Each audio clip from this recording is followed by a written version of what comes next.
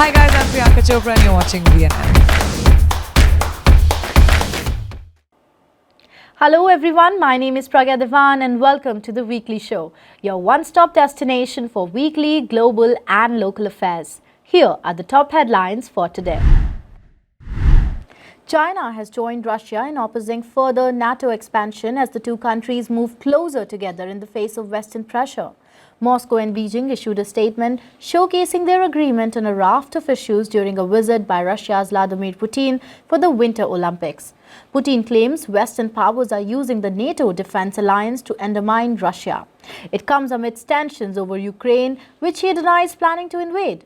Some 100,000 Russian troops remain at the border with Ukraine, which is a former Soviet republic. Putin, who has written that Russians and Ukrainians are one nation, has demanded that Ukraine be barred from joining NATO. While the lengthy joint statement did not refer directly to Ukraine, the two countries accused NATO of espousing a Cold War ideology. The 24th edition of the Winter Olympics is officially underway after the Olympic cauldron was lit in a restrained opening ceremony in Beijing. Almost 3,000 athletes from 91 nations will compete across the game. The International Olympic Committee has been criticized for awarding the Games to China because of the country's alleged human rights abuse. IOC President Thomas Bach says that one of the missions of the game was to unite humankind in all our diversity. The Olympic torch was placed into the center of the giant snowflake, which was then illuminated to become the cauldron. The snowflake is made of placards with the names of the 91 nations competing in Beijing. Scientists in South Africa have made a copy of the Moderna COVID vaccine, a move which they say could help boost vaccination rates across Africa. The continent currently has the lowest uptake of COVID shots in the world. The company behind the new vaccine, Afrigen Biologics, says it hopes to start clinical trials in November. Moderna previously said that it would not enforce the patients on its vaccine, allowing scientists in Cape Town to make their own version of it. The researchers were backed by the World Health Organization. Petro Terblanche, director of Afrigen Biologics, say that they were starting small, but they had ambitions to scale up quickly. A new study has found out that climate change is causing the highest glacier on Mount Everest to melt at a rapid pace. Researchers led by the University of Maine found that South Col Glacier has lost more than 180 feet of thickness in the last 25 years. The glacier, which sits around 7,906 meters above sea level, is thinning 80 times faster than it first took the ice to form on the surface. The rate of decline has been blamed on warming temperatures and strong winds. They also noted that the glacier's thick snowpack has been eroded, exposing the underlying black ice to the sun and accelerating the melting process. More than 200,000 homes and businesses lost power across the United States on Thursday as power companies struggled to keep pace with freezing rain and snow that weighed down tree limbs and encrusted power lines after a winter storm spread from Texas to Northeast. Power outages blamed on icy or downed power lines were concentrated in Tennessee, Arkansas and Texas, but the path of the storm stretched further from the central U.S. into the south and northeast. More than 51 centimeters of snow was reported in the southern Rockies, while more than a foot of snow fell in areas of Illinois, Indiana and Michigan. Employees and businesses in and around Ottawa's downtown core are reeling from a week of financial losses, and some say they won't be able to recover from the lost revenue as an anti-pandemic rule protest continues near Parliament Hill.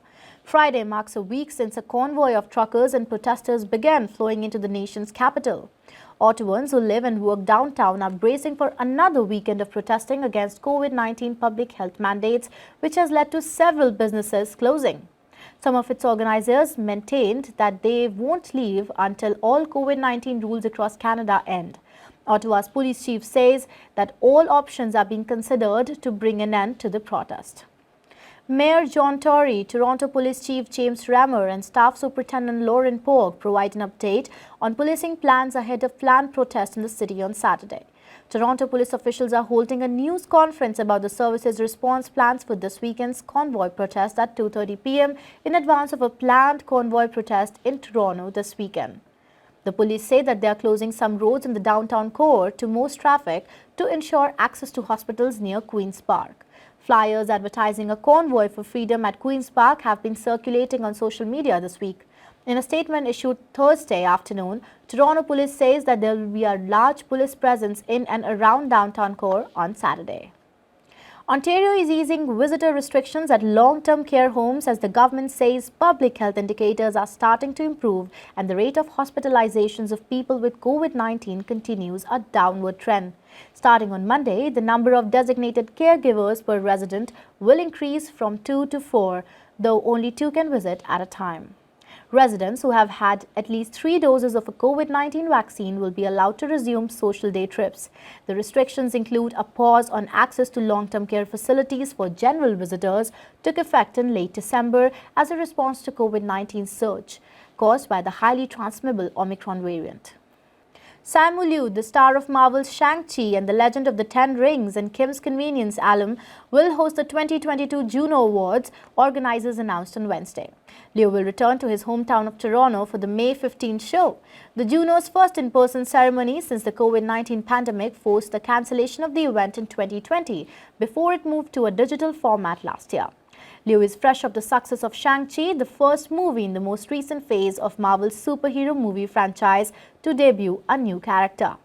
Hollywood's once famous power couple, Kim Kardashian and Kanye West, broke millions of hearts when they announced their separation.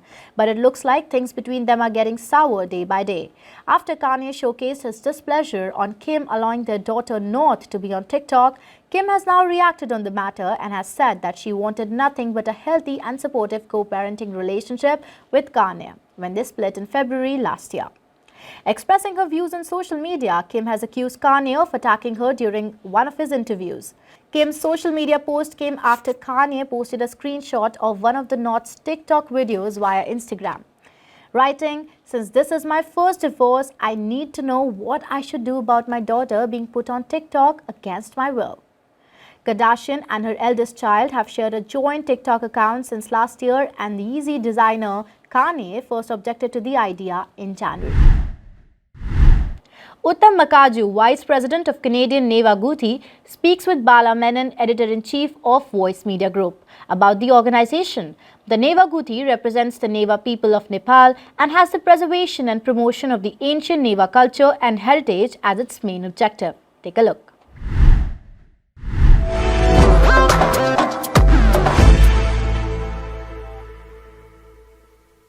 Hello, welcome to VNN. And then we have with us today Uttam Makaju, Vice President of Neva Guthi, Nepalese organization in Toronto of the Neva community.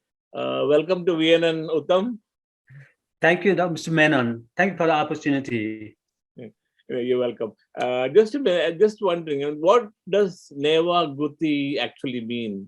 I mean, what does it mean actually? Okay, Neva Guthi is we have an organization. It was started in 2005 in Canada, in Greater Toronto area. And Neva is a group of Nepalese people, ethnic group, living in Kathmandu Valley since long time, which has doing a lot of cultural activities and which is rich in the Indian skills. So Neva means a ethnic group of Nepal. Okay. But is it, I mean, are they people only from, say, from the Kathmandu Valley, or are they spread across Nepal? Originally, it was especially from Kathmandu Valley, but later on, over the time, they migrated to other places of Nepal, but special location is Kathmandu Valley. And you have been, I mean, your organization has been functioning since which year, you said? It's 2005. 2005, okay, that's about 16, 17 years old. Eh? I was 17 years old, yeah, you're right. So, I mean, I read that there are 3 different Guthis in Nepal. I mean, one is the Raj Guthi of the Pashupati temple, and there's a Seto and Rato Matsyendranath, something like that, isn't it? And the funeral Guthi. Guthi means what? It's an organization or a committee? Is that it? Guthi stands for, it's a Neva organization, like organization, but it's a kind of organization, but it is a kind of organization, but it's with sustainability. Okay. So if you look back about the history of Guthi, more than 5,000 years back, Neva people have started the Guthi to sustain the community, to help the people and everything. So it's main mantra for sustainability. I mean, it started, I think, during the Lichavi, the Buddhist dynasties during those times. It's like she said around 5,000 years before. Years ago, yeah. I mean that now there are several Gutis in Nepal.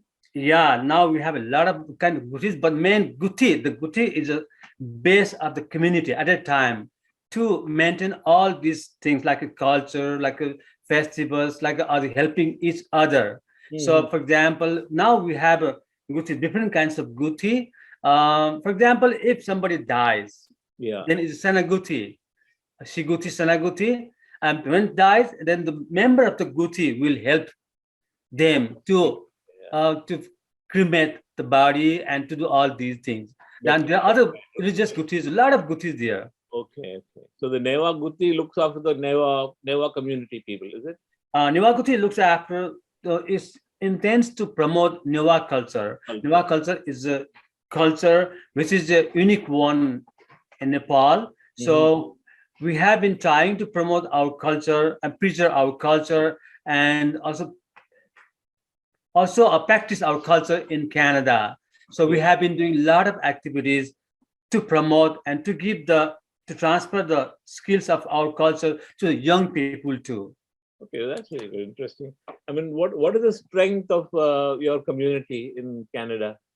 Especially if I have to speak about the Canadian Newaguti, we have a group of people and we support each other, and we have a strong feeling of how we can preserve our culture, how we can transfer our culture and tradition to the young people.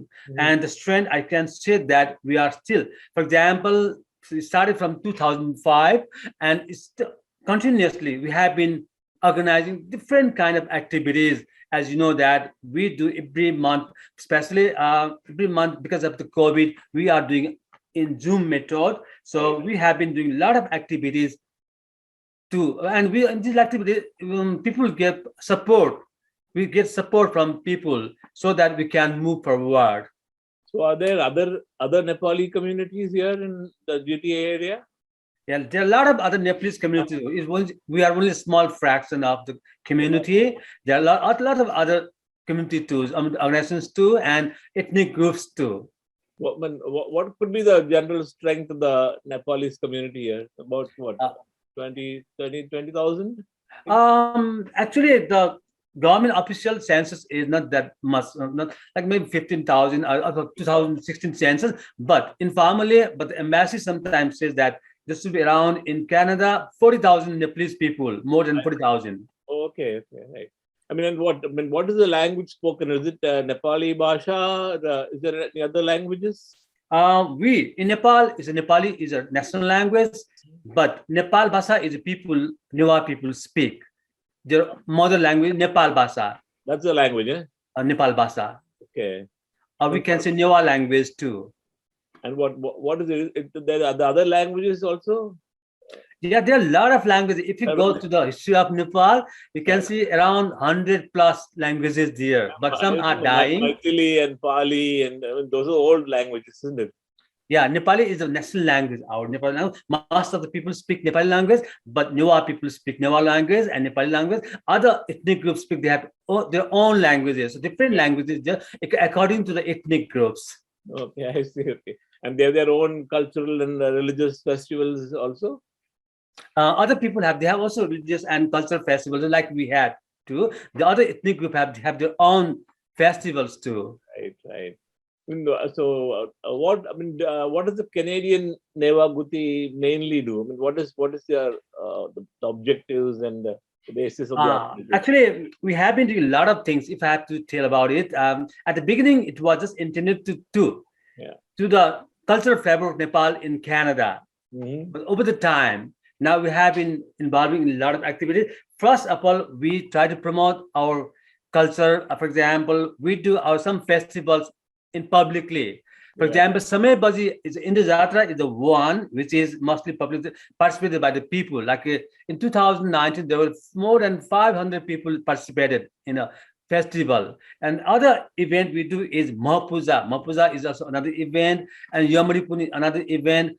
Except that we try to go in the mainstream of Canada. So we have been doing some works with the Toronto University too. So I do, one of my friend and me do teach Nyawa language to Canadian people who is doing PhD in our culture. In the Yes, same way, we do like newcomers people and health and a lot of things we do. I mean, do you have an office where you meet or something? Are you a permanent? Unfortunately, we don't have it. We are all volunteer. We don't have any resources. So we're trying our best to make our own land. And last meeting, there was a conversation about the need of having our own space. So we don't have now, but we hopefully we try, we get later on. I mean, how are your relations with? I mean, do you have contacts with, or are you in touch with, say, Indian community organizations? Because many of the festivals are common, isn't it, in India and Nepal? Yes. So you are in contact with those Indian groups? Actually, we don't have, but sometime we have. For example, last time there was the Asian groups, and we have participated in the activities. And last in September, October, in Ottawa, there was some festival. The festival I have represented in that program in Zoom method. Like there was a conversation about our things and all these things. So I forgot the name of the organizations in Ottawa. Great Festival India. Oh yeah, Organization, that's yeah. right. That one and other. But in Greater Toronto area, we don't have only formal conversation, and we do participate in activities, but not thoroughly with the Not a regular Indian community. yeah. But Indian community help us. For example, last in 2015, there was a big earthquake. At the time, Indian community helped us. Yes, yeah. I mean, many of the festivals are common, isn't it? Like, I mean, in Nepal and India. Yeah, like Dasara, you have Dasara, we say Vijayadashami, and you have a Diwali, and Diwali we call Tihar. So a lot of, because of Hinduism, we have a lot of things are similar. Hinduism. We have our own unique pattern, but main theme is same. I mean, what about Buddhism? That is still very widespread, isn't it? It's widely practiced in Nepal. No? Yeah, Buddhism also practice, but it's mainly Nepal is predominantly Hindu country, but Buddhism is also very growing fastly in Nepal. I mean, there are Tibetan influence also, isn't it? Yeah, there are Tibetan people in Nepal too, because they came from Tibet and now they're living. And some of the Tibetan people came to Canada. There's a lot of big population of Tibetan people in Canada. Yes, yes. They either came from Dharamsala or in Kathmandu Valley. Okay. Oh, Kathmandu Valley also there are many Tibetans, eh? Still there, because the government has given some facility and UNO has given some facilities as a refugee. So there are some cluster of Tibetan people. Uh-huh.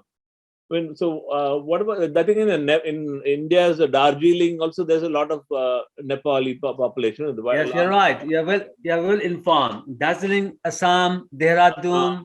There are a lot of Nepalese people in Kalimpong. That's the Gorkhas, eh? Gorkha people, but it's Nepali spoken people. In Bhutan too, we have a lot of Nepalese people, and Bhutanese community, they are being chased by the Bhutan. Now they are in Canada, maybe about 5,000-6,000 Bhutanese people are here. I mean, the Indian Army has a lot of there's a Gorkha regiment which is very, very well decorated for their valor and bravery. Yeah, you're right. Yeah.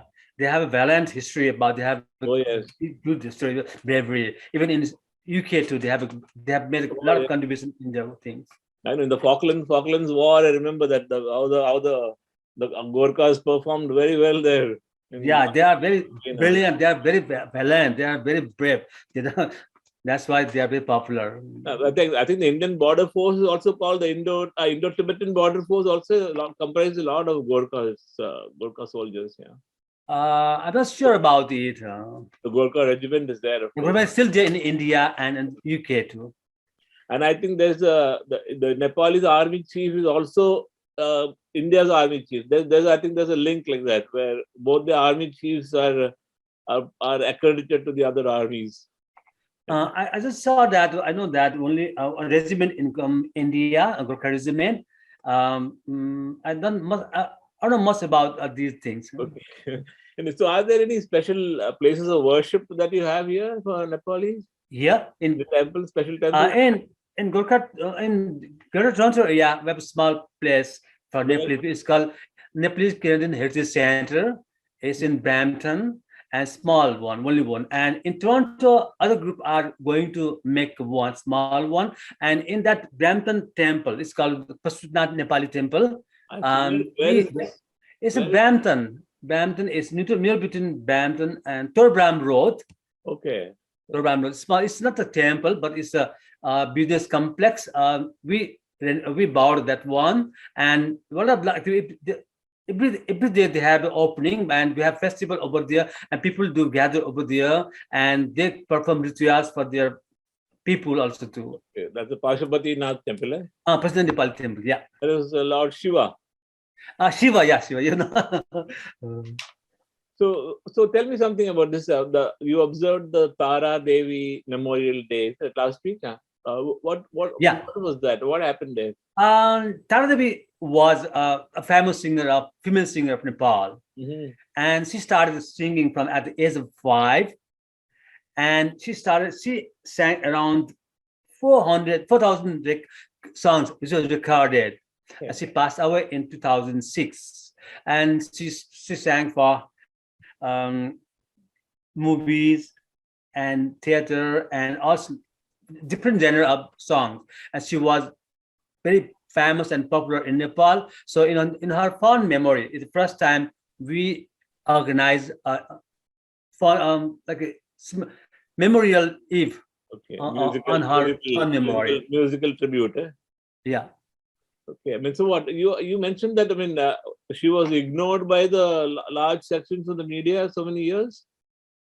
No, but only but because she sings mostly Nepali language, but she had sung some Newa songs too. Okay. But Newa song was not been mentioned at that time's media. But her main language is Nepali, though she was born and raised in Newa community. Okay. But she knows Newa language, but she had sung a lot of Newa song, Nepal Bhasha song, but at the time the media didn't mention about it, but only Nepali language, because Nepali is the main language. So Neva language, is there a lot of difference between Nepali and the Neva language? We have around 11 scripts.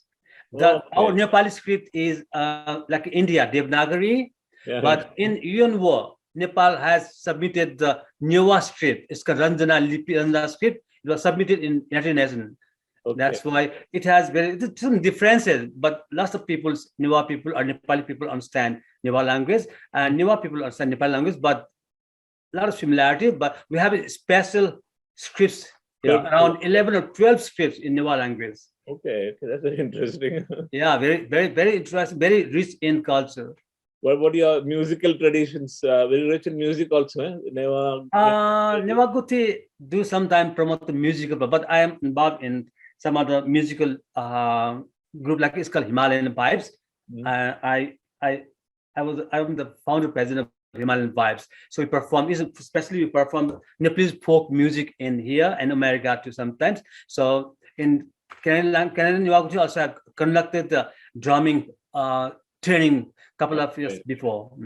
So we do. Are the instruments the same? Like is there sitar and tabla and things like that? No, we have a different one. We have tabla, very popular. Yeah. Sitar, most people can't afford. It's very little bit expensive. But we have our own ethnic folk musical drums, folk musical instrument, like a drum. Madal, we call Madal is very popular, and Madal is also used by R.D. Burman, Barbanda in India too. So a lot of songs they use the Madal rhythms. Okay. I mean, are you teaching the children and your new Neva children these things, this music and culture? Last time we trained not only children, mostly adult people too. We conducted 3 sessions of playing the madal, the drum, very popular drum called madal, and we completed 3 sessions of 3 months. But now because of COVID, we didn't do. We are planning to have other musical instrument, the dhime called dhime. We are trying to do the training soon after the COVID. Okay, and then your idea is mainly to promote and preserve Neva culture amongst the younger generation, isn't it?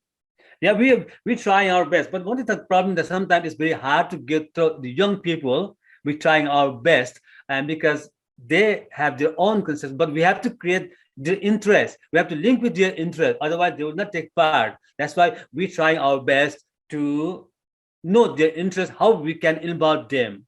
That's a kind of struggle for us too, but still we are trying. It takes time. It's a very interesting culture. Yeah, it's very interesting. Anything else you would like to tell our viewers, I mean, about the Neva community? Because I think everybody generalizes it as, okay, Nepal is just one single unit, which is not. No. So I mean, Actually, Neva is a Nepali people, yeah. First Nepal, then Neva, yeah. But Neva has different identity in compared to other communities too. Every community has their own identity. We have to respect everybody. We are in Canada, so we respect everybody. right. But only we try to promote our own identity so that people will know what's the uniqueness of Neva culture in Canadian mainstream. That's why we are trying to do a lot of things with the University of Toronto, University of Brook University too, and Rice University. We try to do our activities with them. Last time, 6 years back, we had a study with Brook University, and we studied some socio-economic and health standard of Nepalese who came to Canada. A very small group, but it was published in the Ethnic Journal of Canada. Oh, okay, that's good. That's interesting. And I think you said some professors in Toronto University professor who is doing her PhD. We are teaching Neva language to one of the PhD student who has been doing PhD in our culture. So we teach them, and he can speak Neva language perfectly. Last time we did a wedding of him with Neva culture. Okay. You have published our news. Yes, Thank you for that. Yeah. So is there a Neva organization for North America, or is just confined to Canada? Or Only for Canada. We can say in Canada, other provinces like Alberta, we have other Neva community organizations too.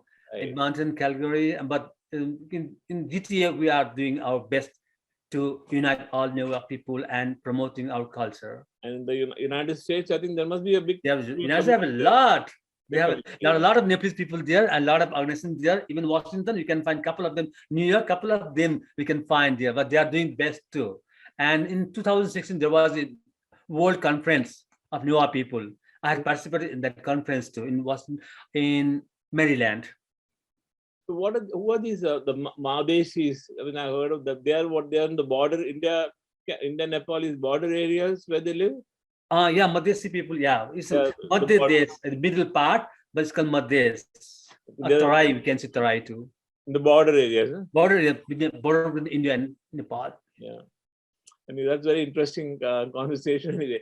So I think thanks a lot, Uttam, and I think we enjoyed the talk anyway. I think our viewers will enjoy it too. I think keep sending us information, and then we'll see what we can do to publicize you and your Neva culture. Okay, thank you. Thank you for joining us, and thank you viewers for watching. And we have had Uttam Makaju, the Vice President of the Canadian Neva Guti, and it was an interesting talk. Thank you. Home buyers from Ontario and British Columbia are moving to Calgary in Alberta for affordable housing. Realtors Praveen Arora and Sam Dillon discuss why Calgary is a better option in comparison to GTA. Listen in.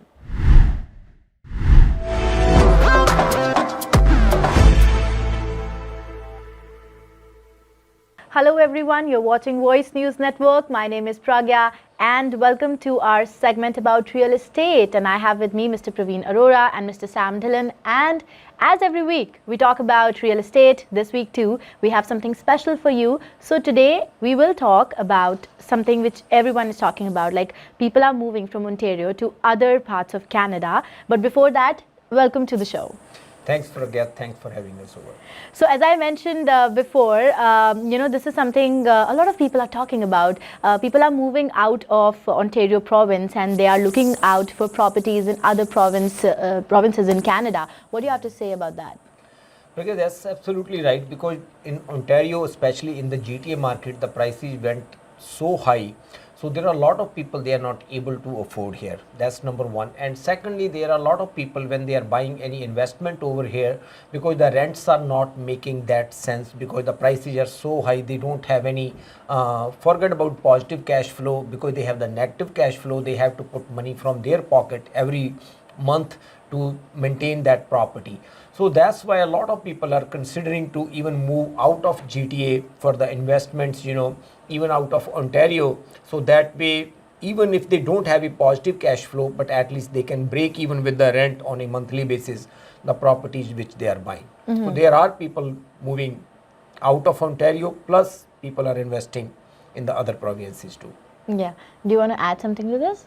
Definitely, as the prices have skyrocketed in, I would say, last few years, especially last couple of years, some parts, the properties have doubled in value, literally. So it's getting out of reach of a common man to afford any kind of property in GTA and also in Ontario as a whole. So the next logical process will be to look outside GTA or even Ontario. And I think there are some very attractive places in Canada itself which are attracting buyers and especially investors. So people are thinking to move outside Ontario. And talking about attractive locations, Calgary is one of the hotspots where people are planning to move towards, because of so many factors, which I will let you discuss. Tell me something about it, like why people are choosing Calgary over Ontario. Pragya, this is a very interesting topic. There are multiple reasons why people want to move to Calgary, especially South Asian community. The biggest reason why South Asian community want to move there, because there is already a huge South Asian community in Calgary, right? So when they move there, so they don't have any problem about our culture, they don't have any problem about our food, and most of them, I would say, they have their family or some friends there too. So that's the major reason why people want to move to Calgary. And the second reason for Calgary, because those people are self-employed on the technology side, even some people they are on the trucking side. It does not make a huge difference for them if they are operating their business or their job from here or from other part of the Canada. So because we have our own South Asian community, they are a big community, so that's why they feel more comfortable moving there. Besides that one, the taxes are also very low in Calgary. Even if you buy a property there is no land transfer tax in Calgary, and even the HST component is also small. So there is a lot of savings on taxes too. So due to these reasons, a lot of people have interest to move to Calgary. And even if we look at, the amount of amenities or services, people can have same level of services when it comes to entertainment, when it comes to recreation, when it comes to even, employment, education. All those services are at the same level which they are availing in Ontario or GTA. In Calgary also, maybe a little bit better. The wait times are less in hospitals. We know here the wait times for surgeries are months, So all those factors, when you put it together as an overall package, it seems, a profitable proposition to move to Calgary. So I think these are the factors which made you guys launch your own project there in Calgary. Do you want to talk about that? Calgary, Pragya, as we were talking last week, so we visited Calgary, and there is a one Remax brokerage, because we were working with that brokerage before as well, but now we made some sort of partnership and association with that brokerage. So we will be working more closely with each other, especially for the Calgary area, for the Alberta area, because they are located in Calgary. So now those people want to buy properties there, because that brokerage, our partners, they are already working with a lot of builders there. Even the big names, Me and these kind of builders, they already working with them. So we will be getting a lot of access to those builders, if somebody want to buy any pre-construction property there. On the top of that, even in the resale side, they are very dominating in resale side in Calgary area too. So if somebody want to buy any property in Calgary in resale, so we will be able to help them. Not only buying the property, even let's say if somebody buy a property, investors, the biggest challenge what they have, how they will maintain that property afterwards. So what we did, they started their property management company there, so they will be serving those properties even after buying it, because especially for the Ontarians, if they buy any investment in out of province, the biggest challenge what they have, how to maintain that one. Yeah. And renting it, managing it, that's a big thing. So they will be taking care of all that part. So that's how we are starting our, I would say, another extension in Calgary area with that Remax brokerage, and we know each other from a long time. We were working with us together on different projects before, but now we will be working more closely on pre-construction and resale together there. See, one unknown component of buying real estate is the product knowledge, the area where you're buying. An agent that's working in GTA might not necessarily have that knowledge that in Calgary, this particular pocket is a right investment or not. So our collaboration with the Calgary-based brokerage and top agents in Calgary mitigates that risk. So now we can confidently tell our buyers or potential investors that if you buy in this project, this will be the right product for you for these reasons. So area knowledge, as I said, is paramount, because we have 3 laws in real estate, and it's location, location, and location. Yeah. So, before I wrap up, I want to ask you this question, like if there are any viewers who are planning to move out of Ontario and, they want to buy a property in Calgary, but as you mentioned, like, they might not know about the location yet because they have lived their life in Ontario. So what do you have to say to them? That was the main reason, Pragya, we decided before we start anything, we will visit there ourselves, And last week, some of our team members, so we visited there, we saw different locations, not only on resale side, on the pre-con side, we also visited some of the model homes there with the different builders, what kind of model homes they have, what kind of construction they are doing, even on the land development side too, even commercial side too, because we have 3 different segments too on the commercial side too. So now we have resale options there. That's number 1. We also have pre-construction. If somebody want to buy pre-construction there, that is the second one. And third, the commercial also. If somebody want to buy a commercial unit there, and if they want to start their business there, that option also we have. The biggest reason, because we visited there, so we have a better understanding of that one, but still we are not expert in that market. As Sam mentioned, because we are working in this market, so our partners, those are working in that local market, they know in and out of that market.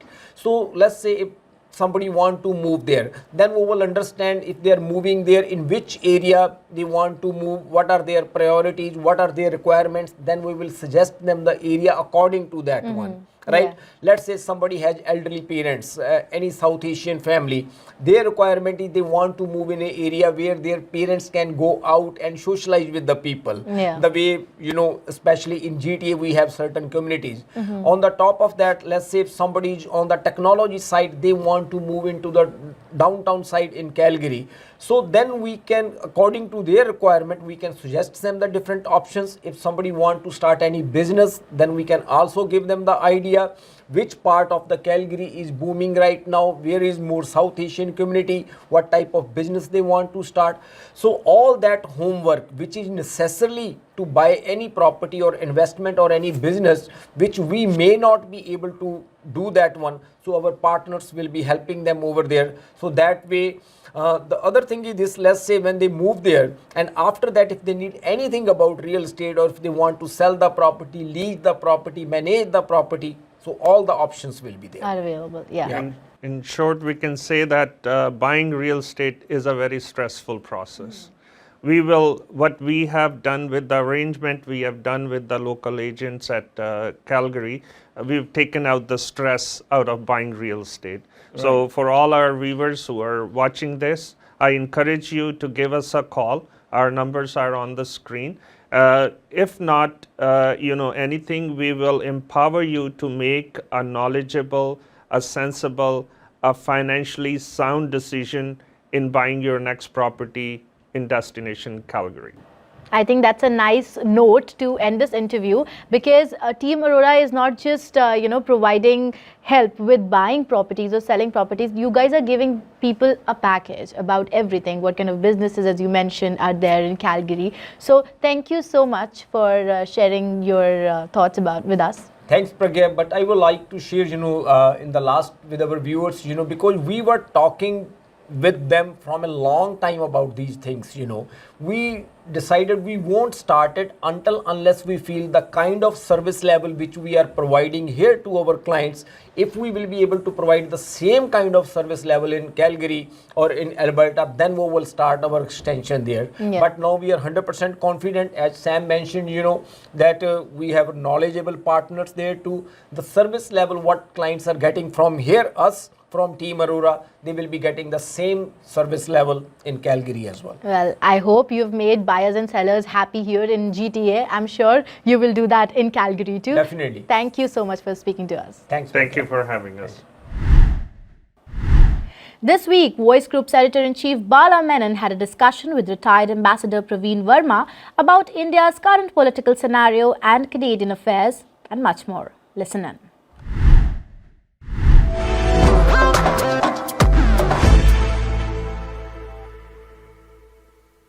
Hello, and welcome to VNN's new episode of our discussion series. And we have with us Ambassador Praveen Verma, retired, and to continue a very interesting discussion as always. Welcome, Praveen. Thank you very much for having me. So, what's happening now? What is the latest thing in the news world? I mean, worldwide, nationally. Internationally, the latest would be what happened today morning. Our morning, China's evening was the inauguration of the Winter Games. And I watched it, and it was shown live by Canadian television.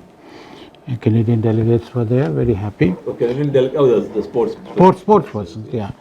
Of course, this inauguration was quite. When people were anticipating some sort of a difference, because the diplomats have boycotted it. Many countries' diplomats have boycotted it. India boycotted it. Envoy said they won't go, but that is another reason, not the human rights issue. Yeah. But Chinese themselves made this inauguration a very decent, a very somber, a very soft inauguration, which kept in the view of the local, their own problems, the COVID problem. And the very fact that this was being held in an environment which was, one was not very sure whether it will actually happen or not. But the Chinese did it, and it was a wonderful show. And for the first time, the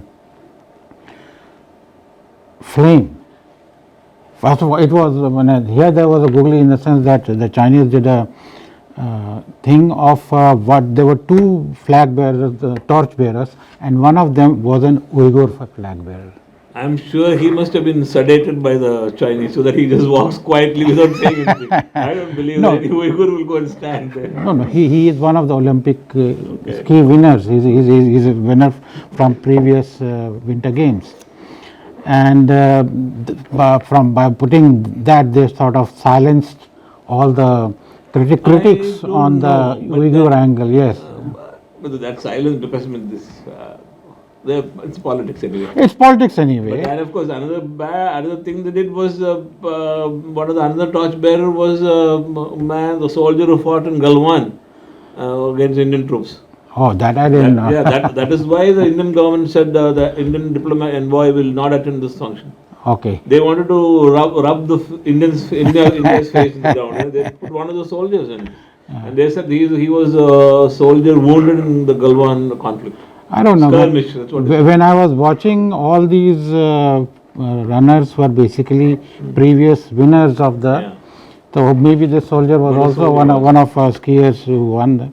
Of course, another thing was yesterday, an Australian paper called Klaxon, they gave her all this news saying intelligence reports saying actually 40 Chinese soldiers died in Galwan. That even not confirmed. Russia TASS news agency said, Israel said it, and now Australian paper, they said they have the intelligence reports and they have been going through social media reports about the soldiers. And there could be more. What I'm saying is that they say that there could be more also, which are still not accounted for, and actually they actually sort of were blown by the river, washed away in the river. They were thrown by the Indian soldiers into the river. No, not thrown. They came to dismantle, according to this story, they came to dismantle the bridge which the Indian soldiers had built to come and see what the Chinese are doing the mischief on the other side, on the road.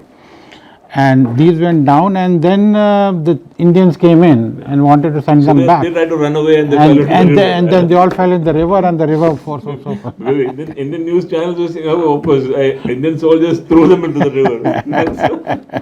Anyway, But the story starts with a very interesting thing that in this time, and as even Einstein had said, that the later wars will be fought with stones and sticks. Yeah. And this what happened. skirmish between two countries which are nuclear powered, the skirmish started with only sticks and batons and all of that. Yes. So anyway, that Olympics gets going. Going, yes, and we hope that none of these issues. But I don't think China enjoys any best wishes from all across the world. There are a lot of speeches from the sports authority people about the sort of camaraderie which sports might bring in this international era of discord and differences. And of course, the Russian president is there, Putin is there, and Pakistani Imran Khan is also there. Yeah, and he said he's going there mainly to get a $3 billion loan to service his other loans rather. And also, what's happening in the Ukraine? I mean, Putin seems quite relaxed in China. Ukraine seems. The Europeans are more worried because the Russians have only one issue. They don't want Ukraine to be a part of NATO, and they don't want any exercises, direct or indirect. Once it's NATO, then there can be direct exercises, military exercises. The Europeans are doing other indirectly training something which is sort of a threat for the Russians. We don't want NATO. They don't want the NATO on the doorsteps. All other countries are already in the NATO. So Russia is very firm about it, and their demands have been basically on these issues only. The Europeans and the NATO and USA have rejected them, and then they are still sort of trying to force Russia and they are trying to force Russia back, because of course Russia is not the USSR, and they are given the strength of all the sanctions. They are a bit on the defensive, but Russia has one trump card, is that they are the major supplier of gas to Europe. Yeah. Yes, and the Europeans are very afraid that if the gas is shut up by the Russians, But what the will European happen? economies, a lot of several economies will collapse, isn't it? If, Well, they are already looking for all options, and I am told that it came in news that the Americans are talking with the Qataris, who are one of the largest suppliers, to sort of what you call supply gas if and when Russians stop it. But then it could be a long process. They have to set up pipelines and. it can go through. It can go on ships also. Yeah. That is not an issue. But Qatar has said that they have long-term supply contracts with various other countries, and they said that they will need American help to convince the other countries to sort of waive their conditions so that Qataris can. But, you see, Praveen, the NATO has said they will not send troops to Ukraine. Britain said they will not send British troops to Ukraine. Yes. So even if Putin invades, which means Ukraine doesn't believe they'll invade. If Russia invades, then what happens? That is, As I told you, I don't see Russia invading. They don't gain anything. They are already under immense sanctions. And once they invade, even if they stop the gas, there will be huge sanctions against Russia. And both sides are nuclear powered. So you see, the deterrence of nuclear power is definitely there. So in my view, I don't see Russia attacking, but then this again is developing like the Cuban crisis, if you remember. And with Kennedy's time, so one side has to back out, and let's see how long this stalemate continues, and what is the sort of compromise arrived at that. You see, some sort of compromise will have to come. But what war is not going to happen. I don't think so. It will be very bad for money. After COVID, there will be another. You'll see petrol at $1.75 over here. I know. That's what happened. That was Canada is sending some training troops and people are sending all this soft material, but no military hardware is going there. No troops are going there. No foot on the ground. Now coming back to Canada, and the big news was the ouster of Erin O'Toole as the leader of the Conservative Party. That was a big blow to him personally, I think. Yeah, but weren't you expecting it? Weren't you expecting it? I was, because the Conservative base was not very happy with him. First of all, you see, having lost an election which they were expecting to win, Yes. that itself, after that he survived for such a long time, despite being so soft to the Liberal Party on various issues. He survived for a long time, and then ultimately the axe had to fall, and it fell very badly, 75 against 43 or whatever it is. 73 against 45. That means that he had no support in the caucus. And see, the problem is, from a true blue conservative, that was what he projected himself as, and he was, I think, later becoming turning his color into, I think, a red Tory. He tried to compromise both sides of the conservative divide, which didn't work out. It really didn't work, and he moved more towards the red part than the more blue part. And that's the worst thing was, I think, was the carbon tax. He opposed the carbon tax at the beginning, and then as the months progressed, he started talking of his own carbon tax policy, which of course Western Canada does not like that at all. I mean, Canadians don't like it. Yeah, and the Conservative Party, again, as you said, the true blue color, they prefer a more sort of nearer to Trump leadership than nearer to... a bit more aggressive people. And the core values of the Conservative Party, I think Erin O'Toole forgot it or sort of bypassed many of those principles or supporters. The views which he should have done, I think he could have continued, or even won the election for that matter. And don't you think the successor is a bit on the other side? Yes, Candice Bergen, I think she is a little more to the right of center, or right of right, I would say. Right, yes. And now who? She is an interim leader. I think she'll be quite a firm leader. I think she has a lot of support. Whom do you think is the next chief? I don't know. Most of the leaders who have been asked, current premiers, they said no. And Peter MacKay is also red. He's also a little bit red in color instead of the blue. So we don't know what will happen to him. At least he's not said no. Peter MacKay and Paul Weir or whatever. These are the two. Paul Weir, he is also a right wing, but I think he has a lot of the base support for him. Yeah, and he's in the parliament. He's in the caucus. So Peter MacKay is not an MP. I'm not so sure, but I don't think so. Yeah. And of course, Jason Kenney, I don't know. He said no. Be interested. He said no. He said no. What about Doug Ford? He said no. Doug Ford is not. No, he also said no. So all the premiers have said no. They said our hands are full in the state. They don't want to lose this. Like in India also, you see the chief ministers are happy being chief ministers. Yeah, because see, they have to wait another 3-4 years if for the next elections to come along, and then they lose the position in their provinces. Yeah. That's what is going to happen. And Ford is doing quite well, and he's expected to win. So why should he go? Why should he go? Yeah. And of course, another big news was the India budget, which passed last week. Yeah, it has been appreciated in various international quarters also, but domestically, of course, there'll always be opposition and there'll always be sounds about it. But concept of what Atmanirbhar Bharat was propagated with a vision of the future.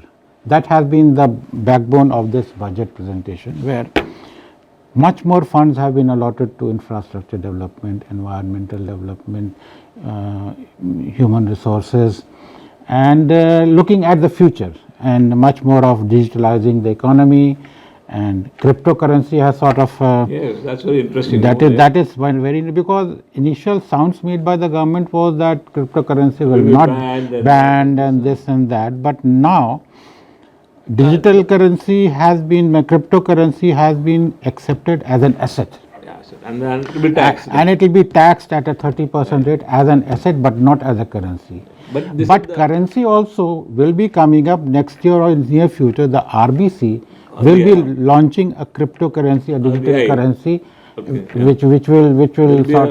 a digital currency. But you see, the problem with the cryptocurrency is not regulated. If you have a regulated digital currency, nobody will have a problem, because everybody wants his savings or his money to be secure. Digital currency is pure risk. Of course, Nirmala Sitharaman, the finance minister, says it's the budget is a plan for the next 25 years. So it will be whole digital future for India. Well, for Modi and the BJP, it's a plan for 2024.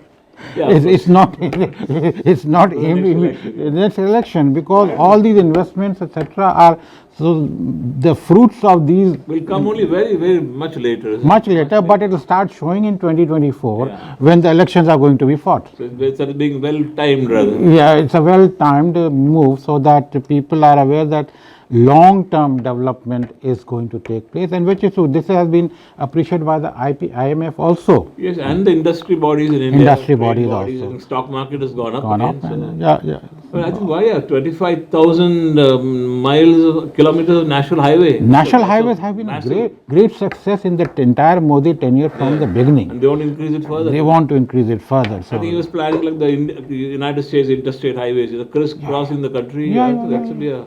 He was talking something about what Parvatmala also now, and of course Sagarmala he had rivers. All of my Hindi is not that fluent. But he wants to link all the rivers. The Mitro lingo. Yeah, Mitro lingo, yeah. And of course, they're making fun of the Mitros. They say, oh, Mitro sounds like Omicron. Omicron. So, I think Shashi Tharoor sent a cartoon, I think. Somewhere I saw it in Twitter. On Twitter. Shashi Tharoor did a stand-up comedy somewhere. I have not seen I have seen it. I'll try to find it out and send it to you. It's basically, and he has joked upon himself also. I liked it. Okay. Very Tharoorian way he has quipped on his own language. He started with his stand-up by providing a dictionary to the audience. Okay, exactly. Look at it if you don't understand me. Yeah, that's very interesting. Now the budget is done. Now COVID, of course, I think Canadian doctors are saying we'll have to learn to live with COVID-19. Yeah, you be prepared for a COVID vaccine every year, like a flu vaccine. Like a flu. I have taken a flu vaccine, the COVID vaccine. Now, last time I went to the doctor, he said I should take the pneumonia vaccine. Yeah, that's true. I don't know. Tetanus vaccine. And, nobody has any problems there. Yeah. So I think. So, flu and COVID will be an annual situation for all of us. Others, of course, once you take it, So I think we'll have to. But it's become an endemic now. They have not declared it as an endemic, but most of the countries have started treating it. Planning for that also. Treating it, because here also they say if you have it, no need to come to hospital, test it, stay home, isolate yourself, take these medicines and relax. As it is, Omicron is more of low symptoms and no symptoms. No, and mortality rate is very low. Very low. So- Hospitalization is low. That is the main thing which is a concern of the government. Yeah. And so I think you will be buying some shares from Pfizer shares. Pfizer and Moderna shares. That's a good buy, isn't it? I'm not a I've been in charge. Bureaucrat, a typical bureaucrat. What you are getting, get relaxed and put them in secure savings. Okay. Nothing in share market, because you see, then you keep on thinking कि क्या होगा. The best. Pfizer and Moderna can only go up now. There's no way it's going down. It's going to be a annual booster shots. Yeah, but you see, it's a very tricky when all these successful, like The stock market has fallen down because Facebook, that Meta has collapsed. They lost a billion. Shopify is facing trouble. Amazon had so all these things were not expected to come down anyway. And people have lost tons of money. Right. So companies doing well does not really mean that the shares will go up. The people who have bought the shares will keep on gaining, but the shares will go up. I don't know. I don't understand the share market. It's something which is very complicated for me. The big thing was India as a defense sales. India is going to sell BrahMos missiles to Philippines. Yes, of course. Anti-ship Yes, of missiles. course. Now We are graduating into a different level. I mean, the problem would be if Philippines uses that to sink. It's a ship sinking missile. So if will they use it against Chinese intrusion into their territorial waters? You see, any country will go into an aggressive or a defensive war when forced into. I mean, Philippines is not in the business of raising his heads up and say, we want to become a regional power. So all these, like India has been also always buying weapons for defensive purposes. We have always said that we will never attack any country and we will use arms only if attacked and to protect ourselves. So I'm sure, I don't know what Philippines has, but then I don't expect it is a defensive weapon. So if Chinese do something and they react, then fine. Then we will sell more. India will sell more. I know. Anyway, I think, thank you, Praveen. Not at all. We covered a lot of subjects today. That's very interesting. Yeah. Anyway, thank you for listening to Viewing VNN, and we'll meet for our next episode next Friday. Week. Praveen, Yeah. Thank you. Thank you. And that's it in today's episode of The Weekly Show. We would love to hear your thoughts on the show, so type in the comment section and tell us what you think. You can follow us on our social media handles, and if you like this video, don't forget to subscribe so that you can get all the updates from our channel. Till then, take care, be safe, and thanks for watching.